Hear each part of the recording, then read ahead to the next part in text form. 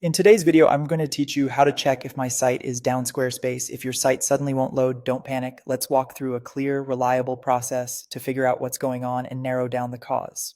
First, head to status.squarespace.com. This official status page shows whether Squarespace is experiencing a system-wide issue. It lists current incidents, historical uptime, and which specific services might be affected, like websites, checkout, or domains. This is the fastest way to know if the problem is on Squarespace's end or something specific to your setup. On the status page, look at the color indicators. Green means all systems are operational. Orange indicates a partial degradation or incident affecting some users or features. Red signals a major outage. You can click into any incident to see details and updates. If you see orange or red, it's likely not just you, and waiting for the incident to resolve is usually the best move. If everything shows operational, try loading your site using its built-in Squarespace domain, the one that ends with squarespace.com. This address bypasses your custom domain settings and helps isolate whether the issue is with Squarespace itself or your domain configuration.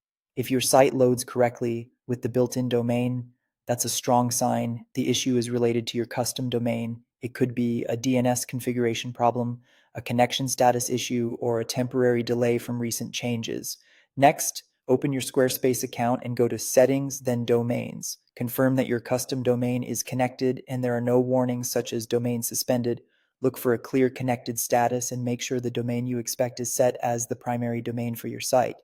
If you recently updated DNS, remember it can take time to propagate. Also confirm your Squarespace subscription is active and hasn't expired. An inactive subscription can cause your site to be unavailable, even if everything else looks correct. Sometimes your browser is the culprit. Clear your browser's cache to remove stale redirects or old error pages that might be stuck. As a quick check, you can also try an incognito or private window to load a fresh version of your site before doing a full cache clear.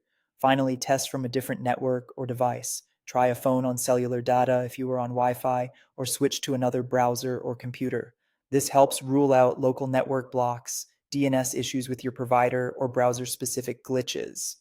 By following these checks, status page, built-in domain, domain settings, subscription, cache, and a different network, you'll quickly pinpoint where the problem lies and be on your way to getting your site back for visitors.